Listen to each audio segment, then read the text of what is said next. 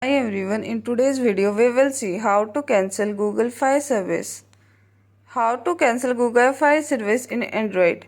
Step 1. Open Google Fi app and sign in. Step 2. On the home screen scroll and tap on Manage Plan. Step 3. Scroll down and click Leave Google Fi. Step 4. Again click Continue.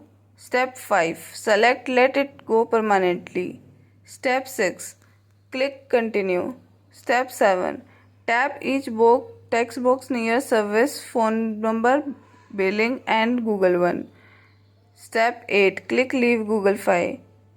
How to cancel Google Fi service in iPhone. Step 1. Open Google Fi app in your iPhone.